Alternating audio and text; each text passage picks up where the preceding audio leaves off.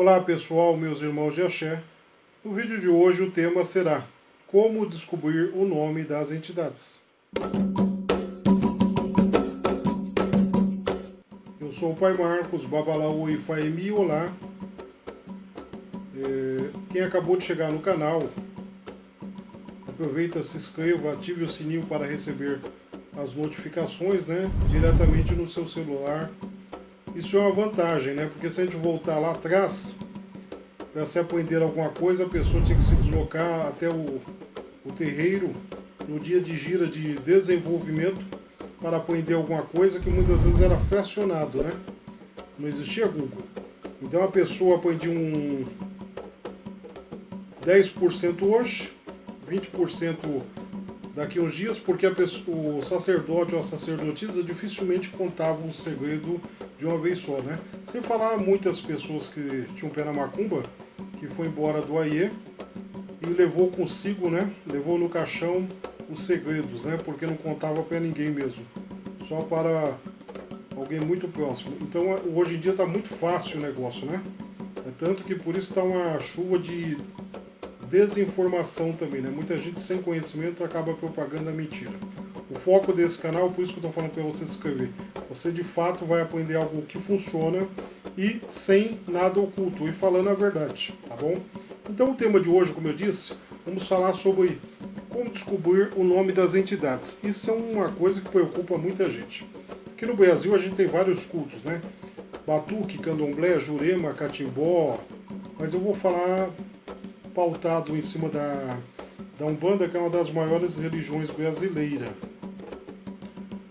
Então, voltamos a 15 de novembro de 1908, quando a Umbanda é fundada pelo Zélio Fernandino de Moraes, mais conhecido por Pai Zélio, que inclusive faleceu em outubro de 75, ou seja, na sua trajetória sempre foi conhecido por Pai Zélio.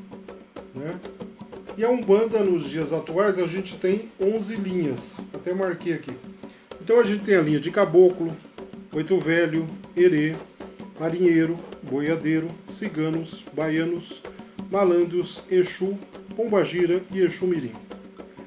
E daí uma pessoa, hoje um neófito, ele fala, vou entrar ali na Umbanda, num terreiro, e já a primeira coisa que bate na pessoa é a curiosidade, Qual o nome das minhas entidades?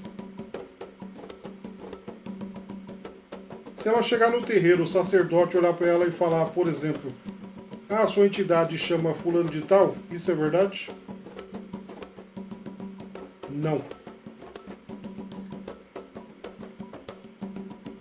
Se ela pegar e for em outra linha, que não tem nada a ver com a Umbanda, por exemplo, na diáspora do Candomblé, eu fui ali jogar búzio e perguntei o nome das minhas entidades. Vai acertar? A probabilidade é de 99,9% de não. Por quê? Ao lado de uma pessoa, muitas vezes pode estar um espírito ancestral da própria família, pode estar um quiumba atacando a pessoa, ou de fato pode ser até um espírito dela. Só que o que acontece? Se nem para você ele contou o nome, imagina para outra pessoa. Não é um processo assim fácil, mamão com açúcar, descobrir o nome de uma entidade. Vamos ao porquê disso. Acompanhe até o final para você compreender e acabar com os engodos que existem por aí. Quando a pessoa vai consultar o Ele de Logum, o jogo de búzio, é um jogo voltado ao orixá. Já começa por aí.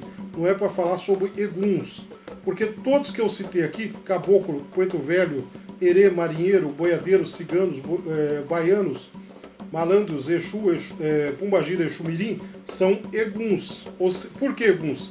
Pisou e viveu nessa terra. Hoje em dia você vê sacerdote falando, o caboclo é o orixá. Não é o orixá coisíssima nenhuma. O orixá é outra energia que não tem nada a ver com egum. Veio do Orum para o Aie. Quem viveu aqui na Terra é Egum. É bem diferente. Então, vá aprender a coisa correta. Então, o que acontece? Como que a gente vai descobrir o nome? Antigamente, a pessoa entrava num terreiro. Primeiramente, ela virava cambone, depois de um certo tempo. E coloca aí um ano e meio, 2 anos, para começar a desenvolver.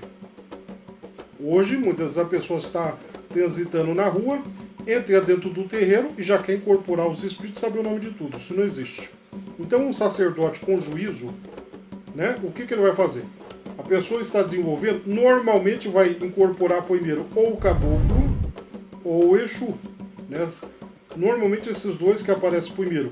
Se é o Exu, ele puxa os demais. Se é o caboclo, ele puxa os demais. E como que a pessoa vai ter certeza que aquele espírito é dela? Que acompanha ela e não é um quiumba qualquer. Um espírito qualquer que se apossou e baixou no corpo dela. Como eu já mencionei outrora, nós mortais, aqui no Brasil, você precisa de um RG e você precisa de um CPF. A mesma coisa no mundo espiritual. Um espírito, para você saber que ele é seu, ele vai dar o ponto riscado dele e o ponto cantado. Ou seja, toda vez que eu cantar aquele ponto, eu estou chamando aquele espírito. Daí sim está comprovado que aquele espírito é seu. E o que acontece com as pessoas? Digamos que o médium começou a desenvolver e o Exu falou, meu nome é Marabô. A curiosidade, né, matou o gato. A pessoa corre lá no Pai Google, na internet, Exu Marabô. Ah, Exu Marabô usa cartola, Exu Marabô usa uma capa preta, o Exu Marabô veio de tal lugar. Essa história se aplica à sua entidade? Não. O que muita gente se equivoca é com o seguinte. Quando a gente pega uma corrente, um exemplo, Maria Padilha, Exu Veludo, seja o espírito que for, qualquer um que seja Egum, ele tem a sua história pessoal, porque não é um espírito baixando em todo mundo. Por isso que um vai ter uma história e o outro vai ter outra completamente diferente. Ah, Maria Padilha, lá na Espanha tem Maria Padilha. Aqui no Brasil, será que é só essa espanhola que é conhecida? Não. Tem Maria Padilha que é morena, a outra é loira e assim por diante. Porque são eguns diversos. Ele está dentro daquela egrégora que ele fala usando aquele nome. Mas ele tem uma história pessoal, né? Que não tem nada a ver com um único só padrão para todos. É igual, por exemplo, a gente pegar um caboclo, né? Cada um vai ter sua história, ainda que o nome seja semelhante. Muitas vezes você observa num médium baixar um espírito com o mesmo nome de outro e a atitude dele completamente diferente. Por quê? Como eu disse, ele está ali naquela linha, porém não é o mesmo espírito, são diversos espíritos. É igual, por exemplo, a gente falar de Pombagira Rosa Caveira, que são espíritos que atuou principalmente em área de enfermagem. Então, será que só existe uma enfermeira, uma médica nessa terra? Não. Então, é isso que a pessoa tem que se aprofundar para não cair no engodo e não ser enganada por quiumbas, né? Por quê? A partir do momento que eu aceito um nome, alguém, é o que eu falei, não passou por esse protocolo de até acertar o pé e saber de fato quem é, muitas vezes a pessoa começa, igual eu falei, corre no Pai Google, eu vi um nome aqui, essa daqui é minha entidade. Ela começa já, vou comprar imagem, fazer isso, fazer aquilo. O segredo não é esse, o segredo é o seguinte, ouça. Quando o espírito fala, meu nome, por exemplo, é Marabô, então eu tenho que ficar quieto e esperar ele dar novas diretrizes. Por quê? A espiritualidade, ela é igual a esse copo aqui, ó. Quando você, médium, fala, eu não sei nada, copo vazio, a espiritualidade vai lhe dar conhecimento, até o que você nem imaginava vai ter acesso. A hora que você fala, a entidade abre a boca, você fala, isso eu já sei, copo cheio, ela vai te contar alguma coisa? Não. Então é isso, tudo a seu tempo. O meio mais natural e correto de descobrir o nome da entidade é esse, é paciência. Paciência e fator tempo, ou seja, foi lá desenvolver, aguarde, porque os espíritos usam de N métodos para falar com o seu médium, né? Tem pessoas que vai ter uma boa visão, vai enxergar claramente, outros vão ouvir, outros deitam para dormir e acabam por sonhar claramente com aquele espírito falando com ele, ou muitas vezes são N fatores, né? Então é isso, a pessoa tem que ouvir o que está com ela e não ser manipulada. Agora, se a pessoa, por exemplo, não incorporou nada, eu fui ali, disseram que tem espírito tal, depois minha vida amarrou. Bom, o que você tem dentro da sua casa? Levou o que para a sua casa?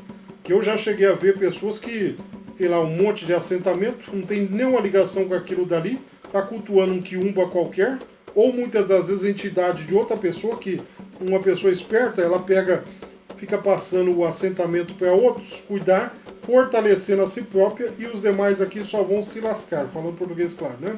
Porque a partir do momento que você deixa o seu de lado e cultua o de outro, muitas vezes o espírito que te acompanha se revolta, ainda mais Exu. Então, despache isso tudo no mato. Como eu disse, ouça os espíritos falando com você. Pare de ficar perdendo tempo. Eu fui ali no Google pesquisar, vou colocar isso daqui em prática. Não é assim. Ouça. Porque muitas vezes a pessoa coloca a pedra no caminho e fala, eu estou tendo um infortúnio, mas muitas vezes foi um pequeno erro. Exu, por exemplo, é muito clica, né? Porque Exu não tem coração. Então a pessoa muitas vezes dá uma mancadinha, parece que não, mas aqui dali vai ter uma consequência por um bom tempo, né? Mesmo porque o tempo na espiritualidade é um e o tempo nosso é outro. Então muitas vezes um pequeno erro pode custar muito caro por um bom tempo. Então é isso, ok? Boa sorte e axé a todos. E até o próximo vídeo.